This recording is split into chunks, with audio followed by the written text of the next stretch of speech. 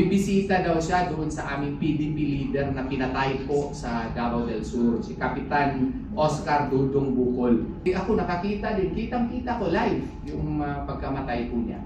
When you went to the Senate yesterday, ano ang naging reaction nung pag-receive ng inyong petition sa Senate to question to request for the Senate to conduct an investigation on the 2025 elections? Doon sa opisina ni Senate President Soto, tinanggap naman po yung aming letter request, no? Yung letter, follow-up letter na yun kasi yung gusto pa yung first letter namin eh.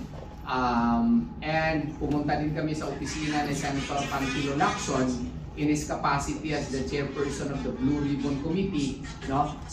Na-receive naman at nagalak lang kami kasi na-entertain kami sa opisina ni Senator Robin Hood Padilla, no?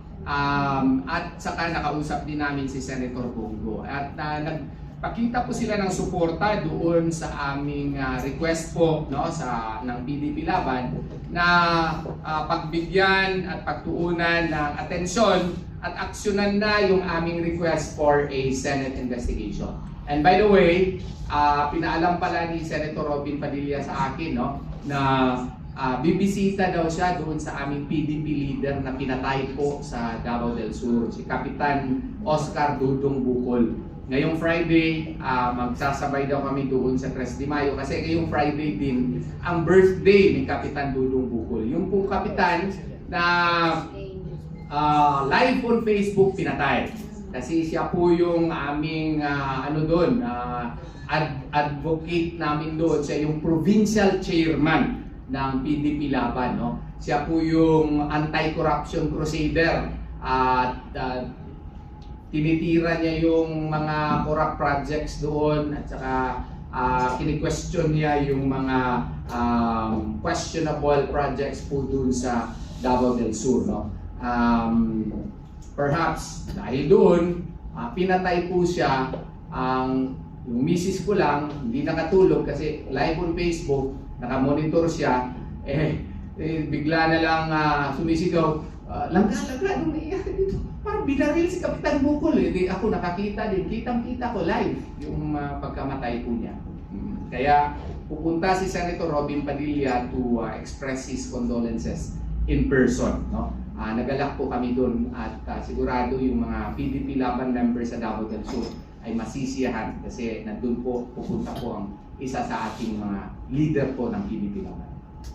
Ayan, another question, Attorney Torion, kasi sasagarin namin ang mahalagang oras, Isa pang katanungan kay Attorney Torion, kasi mahalaga din ito because what you have filed in the Senate questioning and requesting for an investigation in the 2025 elections. Kasi pansin natin ngayon, di ba, na yung mga nakaupong senador, marami dyan, ay parang hindi naman naging supportive talaga sa investigation on the flood control projects. Kasi nakita natin ngayon na yung si Senator Ping Lacson na nanalo nitong nakaraang eleksyon and others, no, ay parang tila ba kinalimutan na yata ang Blue Ribbon Committee hearing, no? And ano na ba ang nangyari sa Blue Ribbon Committee hearing? So, unang question, what's your comment about the Blue Ribbon Committee hearing stoppage, no? And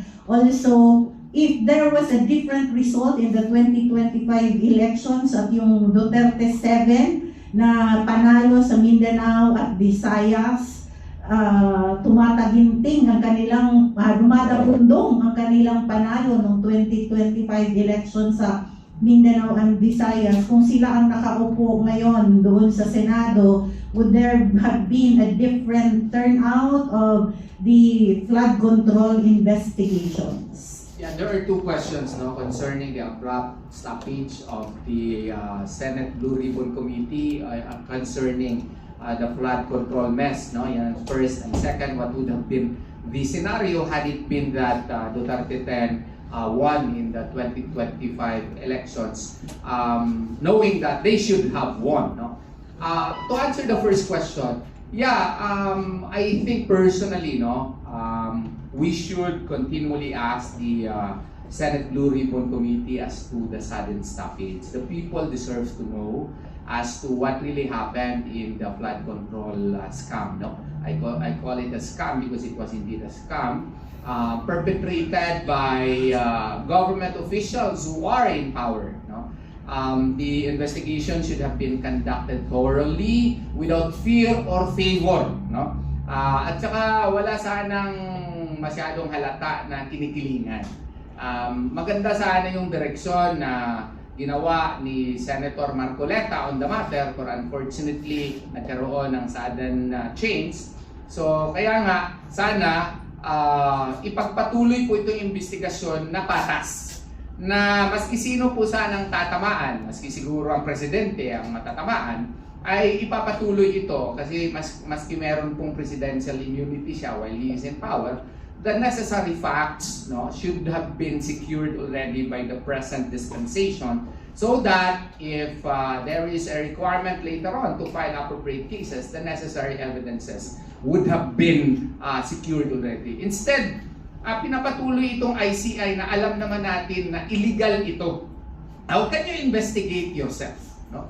You are creating an office, no, via executive order whose task is to investigate not only executive officers but likewise officers from other branches of government, such as but not limited to congressional elected officials and senators. Aba, yun pa lang, questionably na yun. At saka what if the evidence would point towards doon, pataas, no? Do you think those appointed by the president would investigate the officers associated with the president, no? And his power alone to disregard whatever results of the ICI investigation necessarily questions not only the creation of the ICI, including the credibility of the creation and the believability of the findings of the ICI. Kaya nga, supposedly, doon na talaga sana ito sa ombudsman kaagad.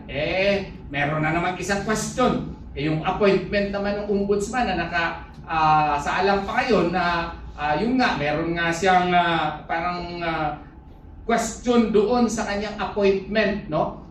Meron siyang criminal cases na winala yung kanyang pangalan, na yung docketing, nakakuha siya ng certification, tapos na-appoint siya, na-redacted, wala na siya doon sa kaso. Pwede ba yun?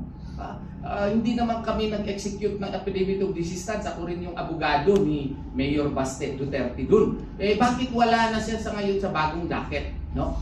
And then, kaya nga, yung pangarap sana natin na yung Duterte sana ang nanalo, iba sigurado ang magiging environment sa Senado ngayon. Yung flood control mess would have been investigated thoroughly. May mga magkakaling tayong mga abogado na tumakbo doon. Si Attorney Jimmy Bondo, si Attorney Vic Rodriguez, especially Attorney Raul Lambino, no? Sigurado ako na kung sila yung nakaupo dyan, sasamahan nila si Attorney Marcoleta, it would have been a splendid investigation where truth would surely come out, because alam ko, itong mga tao na ito, especially kung samahan sana ni Pastor Apollo si Kibuloy, wala naman yung ibang minibiti, kundi ang para sa kapakanan ng taong bayan. Sigurado ako na meron talagang klarong resulta sana yung investigasyon. Yun po ang sagot ko. Ayan, ang ganda nung ni Attorney Torion.